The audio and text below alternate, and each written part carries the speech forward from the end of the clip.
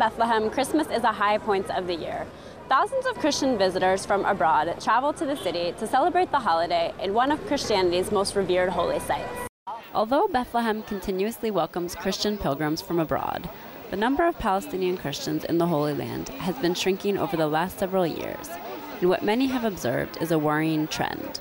Most estimates place the current Christian population in Jerusalem and the West Bank at 1.5% to 2%. 6 decades ago, during the British Mandate in Palestine, Christians represented 30% of the population.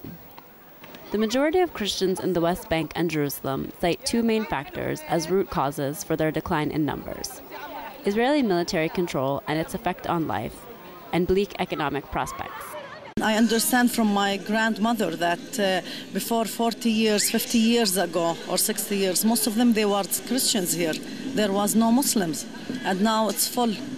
Because they went, and also the immigration, not because they want to immigrate, because they have families who ran away after the war. Christians in the West Bank and Jerusalem face the same everyday difficulties that Muslim Palestinians do due to Israeli policies. Yet because their numbers are so few, Christians are also concerned about their customs and way of life becoming extinct. At the beginning, I feel Palestinian and then I'm Christian. But sometimes I feel that my children will forget that they are Christians because there's no Christians now. Traces of Christian history can be found all across the West Bank. But today, Palestinian Christians are concentrated in urban centers. Many Palestinian Christians acknowledge that there are more of them living outside the country than in it. Emigration has had a pronounced effect on the community. The long history of Palestinian Christian migration creates a pull factor because many Palestinian Christians have ties outside the country. A number of Christians also point out that they tend to have smaller families than their Muslim counterparts, which also restricts their numbers.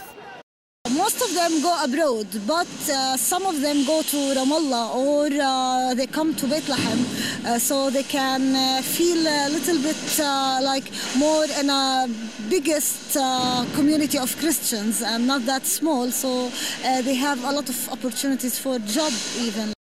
Shrinking Christian numbers are not going unnoticed. Some concerned Palestinians see that a diminishing Christian population constitutes a loss for all Palestinians, because Christians have historically played an important role in Palestinian identity and plurality.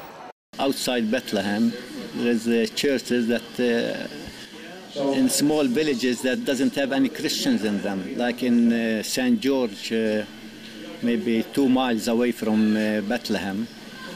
There's a place that doesn't have any Christian, but there is a big church, and they go occasionally, the Christian, to there.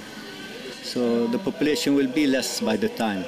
Almost all observers agree that there has been a marked decline in the Holy Land's Christian population over recent years. Seeking to address this decline is no easy task. First of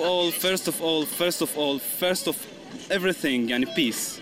Peace will bring everything good. I wish all Christians and Muslims who immigrated there are brought back, and this needs lots of money.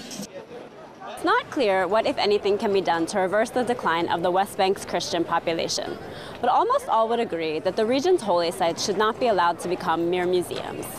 Winnie Mancini, JN1, Bethlehem.